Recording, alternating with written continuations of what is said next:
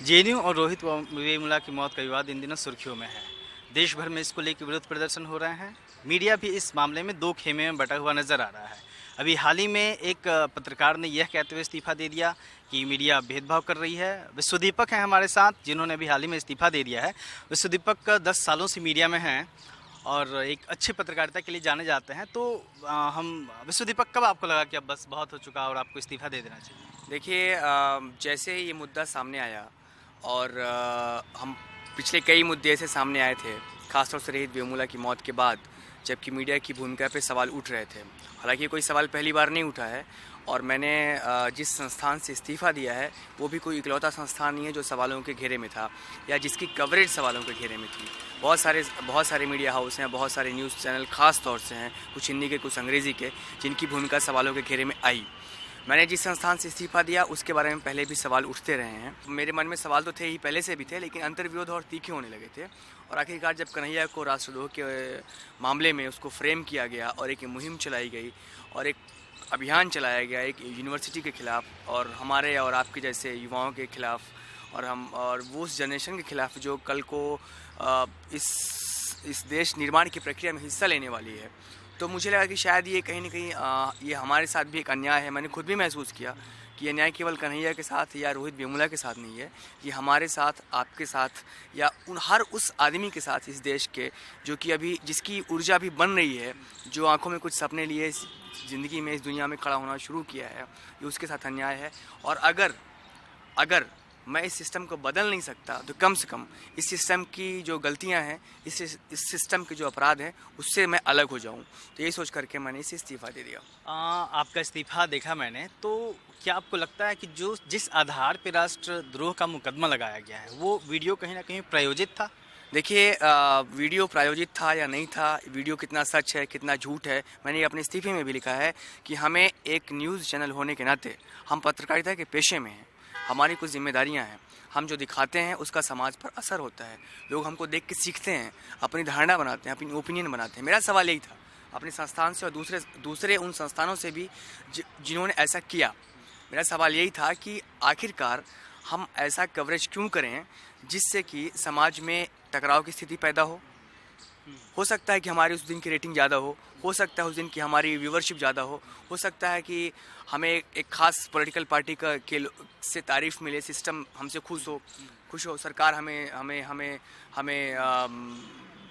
और ओहदे दे और हमें सम्मान दे। लेकिन क्या हमारी यही जिम्मेदारी? हमने बहुत बुनियादी सवाल पूछा है। देखिए अशोक जी, मैंने बहुत बुनियादी सवाल पूछा है। ये सवाल मुझसे पहले किसी को पूछना चाहिए था।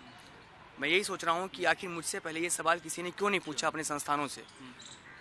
मैंने कोई बहुत बड़ा काम नहीं किया है, मैंने बहुत बुनियादी सवाल पूछा है और मैं ये उन संस्थानों से भी पूछ रहा हूँ या पूछना चाहिए लोगों को अपने अपने संस्थानों में कि आखिर हम अपनी कवरेज में इतनी बायस्ड क्यों होते हैं। ये फुटेज टेम्पर्ड है, डॉक्टर्ड है या नहीं है, ये अलग मुद्दा है। ये फॉरेंसिक लैब में इसकी जांच चल रही है, एजेंसीज इसकी जांच करें। वो जांच करने के बाद अगर कहती हैं कि ये सही है और अगर किसी ने नारे लगाए हैं देशद्रोह के खिलाफ तो उनके खिलाफ कार्रवाई करिए।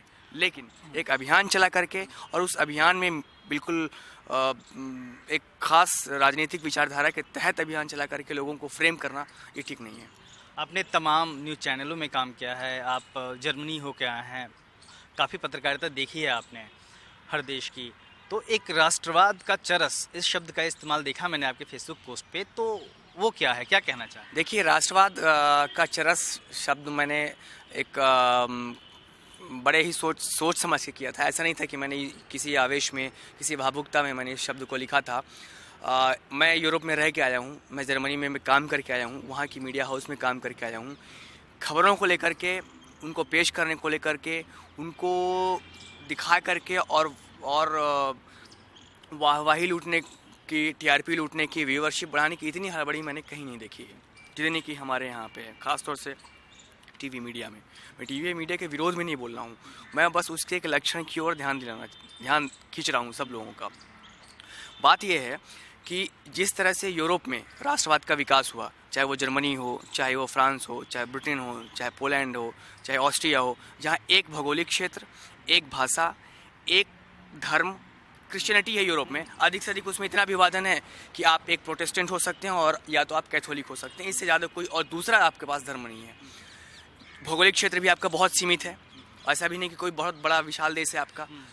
तो एक भाषा बोलने वाले लोग हैं, तो एक भाषा, एक धर्म, एक बहुत सीमित भौगोलिक क्षेत्र के आधार पर जिस राष्ट्रवाद का विकास हुआ, वो राष्ट्रवाद का वो लाइन, वो फार्मूला हिंदुस्तान में नहीं चल सकता, क्योंकि हिंदुस्तान एक कोई छोटा मुल्क नहीं है। हिंदुस्तान की जो क्षेत्रफल है वो एक महाद्वीप के बराबर है। यहाँ 6 धर्म हैं, अरबों की आबादी है यहाँ पे। यहाँ की सोसाइटी बहुत मल्टी स्ट्रक्चर्ड है, मल्टी लेयर्ड है।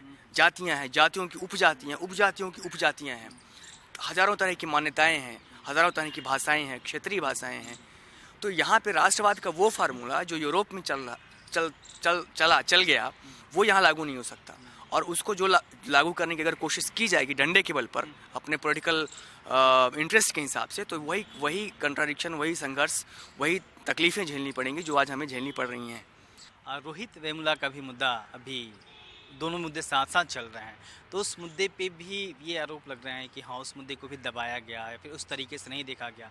पार्लियामेंट में कल डिबेट हुई, कांग्रेस के सांसद ने आपका जिक्र भी किया, तो वो मुद्दा हुआ, उस पर किस तरीके से मीडिया ने काम किया? देखिए, रोहित वेमुला की आत्महत्या नहीं बल्कि उसकी हत्या कहिए, उसके लिए सही शब्द है हत्या। रोहित वेमुला की सांस्थानिक हत्या की गई। दिलीप पंडल जैसे जो दलित चिंतक हैं, विचारक हैं, वो इस बात को उठाते रहे हैं और ये बहुत सही शब्द है। उन्होंने बड़ा अच्छा शब्द दिया, मनुस्मृति ईरानी, उन्होंने बहुत अच्छा शब्द दिया। ये सांस्थानिक हत्या है, ये आत्महत्या नहीं है। रोहित वेमुला की मौत भारत के छात्र आंदोलन के इतिहास में उसके पहले और उसके बाद की बातें अब होंगी। रोहित वेमुला की मौत के बाद भारत के छात्र आंदोलन या आने वाली राजनीति वैसी नहीं रहेगी जैसे पहले थी, ये बहुत स्पष्ट है। रोहित वेमुला की मौत के मामले में बंडारू दत्तात्रेय की चिट्ठियाँ सबके सामने हैं। वहाँ के जो HRD मिनिस्ट्री है, उसके अधिकारियों के करस्पॉन्डेंस सबके सामने हैं। उसको सुसाइड तक धकेलने के पीछे वहाँ के ABVP के लोगों की पूरी भूमिका सबके सामने है। लेकिन मीडिया ने इसको कैसे प्ले किया, आप बताइए? जैसे ही कोई ऐसी खबर आती है जिसमें एक संभावना होती है, बहुत आगे ले जाने का ऐसा दम पोटेंशियल दिखता है, तो कैसे चलाती है मीडिया उस खबर को कि ऐसा हुआ तो अब ऐसा कब होगा, गिरफ्तार कब पकड़े जाएंगे आरोपी, गुनहगार, और कब इनको सज़ा होगी, कब न्याय मिलेगा। लेकिन मीडिया की शब्दावली ऐसी नहीं थी रोहित वेमुला के मामले में। इस्तीफे के बाद क्या कोई स्थिति बदली है? आप पे कहीं से किसी तरीके का दबाव बनाने की कोशिश की जा रही है मीडिया हाउस द्वारा या फिर गवर्नमेंट की तरफ से?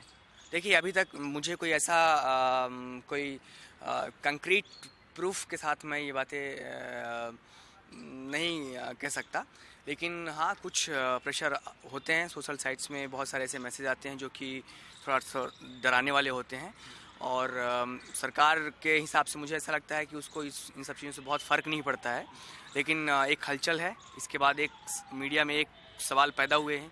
मीडिया का जो स्ट्रक्चर है उसके अंदर थोड़ी सी खदबदाहट मची है कि हमारे बीच का एक आदमी बाहर निकला और उसने हमसे इतने ऐसे सवाल किए हैं। तो एक एक हड़बड़ी सी है सबके अंदर, पर ऐसा कोई मुझे बिल्कुल कोई ऐसा प्रूफ के साथ ऐसा कोई अभी ना तो मुझे कोई धमकी मिली, ना ही ऐसा कोई मुझे इस वक्त तक जब हम लोग बात कर रहे हैं। हालांकि फेसबुक में, सोशल साइट्स में, इनबॉक्स में बहुत सारी चीज़ें ऐसी आ रही हैं। अब कल को कुछ होगा तो देखा जाएगा।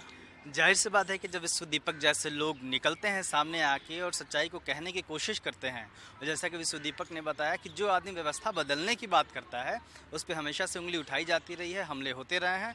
विश्वदीपक पे भी ये हमले हो रहे हैं, लेकिन विश्वदीपक जी ने जिस तरीके से एक स्टैंड लिया है और एक मीडिया की ईमानदारी को, एक पत्रकार की ईमानदारी को सामने रखा है। कैमरामैन इमरान अली बेग के साथ अशोक दास, नेशनल दस्तक।